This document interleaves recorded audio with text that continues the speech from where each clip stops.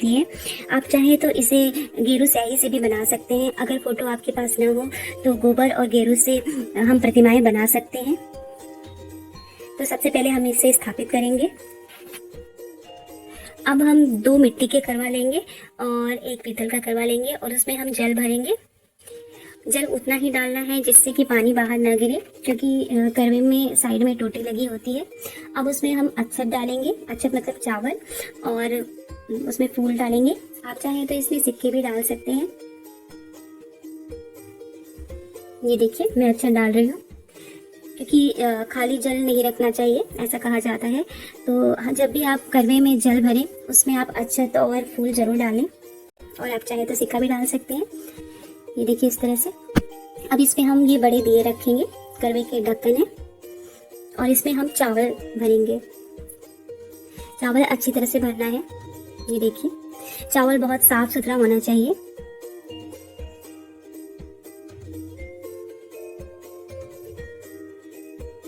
ये देखिए इस तरह से। और इसमें हम अब सुपारी रखेंगे। जो 2 मिट्टी के करवे हैं उसमें हम सुपारी रखेंगे। अब इसमें हम गट्टा रबड़ी रखेंगे, और इसमें ऋतुफल रखेंगे, सिंघाड़ा इस समय आता है मार्केट में, वो रखेंगे। और साथ में चावल का लड्डू जिसको शक्कर-पिंडी बोलते हैं वो ज़रूर बना के रखनी चाहिए। अब हम सरेल लेंगे। ये 4 सरेल, चूँकि चौथ है तो हर चीज़ हमको 4 लेनी होती है इसमें। तो 4 सरेल हम एक करवे में डालेंगे इस तरह से उसकी टोटी में, और इसी तरह 4 सरेल हम दूसरी मिट्टी के करवे की टोटी में डालेंगे। और फिर हम करवे को स्थापित करेंगे इस तरह से। और जो सरेल का डायरेक्शन है वो राइट डायरेक्शन होना चाहिए, दाहिने हाथ की तरफ होना चाहिए। और कोशिश ये करनी चाहिए कि हम शुभ मुहूर्त में ही पूजा करें करवा चौथ की। और आप चंद्रमा निकलने के पहले पूजा कर सकते हैं, और उसके बाद जब चंद्रमा निकल जाए तो आप चंद्रमा में चांद देखकर और फिर जल चढ़ाकर आप अपने व्रत का पालन कर सकते हैं। या फिर जब चांद निकल जाए तो आप उसके बाद पूजा कर सकते हैं। तो इस तरह से हम करवे को स्थापित करेंगे। और सबसे पहले उसके बाद हम जल की आचमनी करेंगे इस तरह से। और फिर हम फूल माला चढ़ाएंगे। करवे जो मिट्टी के करवे हैं आप उस पर अगर इसमें तो गोटा लगा है, अगर गोटा न लगा हो तो आप उस पर रक्षा सूत्र से नारे की तरह लपेट सकते हैं। और उसके बाद हम हल्दी लगाएंगे और करवे की भी पूजा करेंगे। करवे पे भी हल्दी लगाएंगे और उसके बाद रोरी लगाएंगे।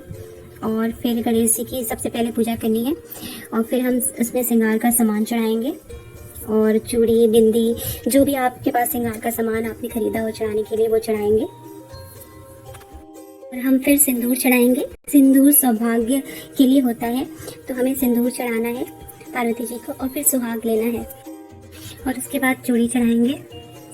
तो श्रृंगार का सामान चढ़ाना है, और इस श्रृंगार के सामान को हमें दान कर देना चाहिए, और उसमें से 1 चूड़ी और बिंदी अपने ज़रूर लगानी चाहिए।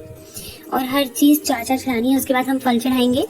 4 फल हमें लेने हैं, और 4 फल को 4 ही चढ़ाना है। जैसे कि केला ले सकते हैं, और सेब ले सकते हैं, सिंघाड़ा ले सकते हैं, और अनार ले सकते हैं, और ये जो नारियल है। फिर हम धूप दीप जलाएंगे। तो ये जो दिया है हम 2 दिए बनाएंगे, और इस दिए में हमको बाती इस तरह से बनानी है कि 4 बाती जले। और जब हम चांद देखेंगे चलनी में तो 1 दिया हमको इस तरह से चलनी में रखना है। तो 2 लंबी बत्तियां लेके उसको हम इस तरह से 4 पार्ट में डिवाइड कर सकते हैं। फिर अगरबत्ती जलाएंगे और धूपबत्ती जलाएंगे और बाती जलाएंगे, और भगवान जी की आरती करके रख देंगे। उसके बाद हमको व्रत कथा पढ़नी है। करवा चौथ की व्रत कथा, साहूकार की बेटी की व्रत कथा है, उसे पढ़ना है। और इस तरह से देखिए 4 बाती जलाएंगे 4 डायरेक्शन में, और कहते हैं कि 4 दिया 4 बाती। और दिया जलाने के बाद हम ये करवा चौथ की व्रत कथा है इसको पढ़ेंगे। आप चाहें तो इसको किसी पंडित जी से भी सुन सकते हैं, या आप खुद से पढ़ सकते हैं। और फिर हम आरती करेंगे गणेश जी की और लक्ष्मी जी। व्रत कथा पढ़ने के बाद हमें अब करवा फेरना होता है। तो हमेशा दाहिने से बाईं ओर हम करवा फेरते हैं। देखिए इस तरह से करवे का हम जगह बदल देंगे। तो इसको करवा फेरना बोलते हैं और ये बहुत ही ज़रूरी होता है। ये सबसे इम्पोर्टेंट है आपकी पूरी पूजा में, तो इसे ज़रूर करिएगा। और फिर सच्चे मन से हम गणेश जी की आरती पढ़ेंगे और फिर लक्ष्मी जी की आरती पढ़ेंगे और पार्वती जी की आरती पढ़ेंगे और उसके बाद भजन कीर्तन करते रहेंगे। फिर जब चंद्रमा निकलेंगे तो फिर हमको चांद में चंद्रमा देख के अपने पति को देखना होता है, तो वो मैं बताऊंगी कैसे करना है।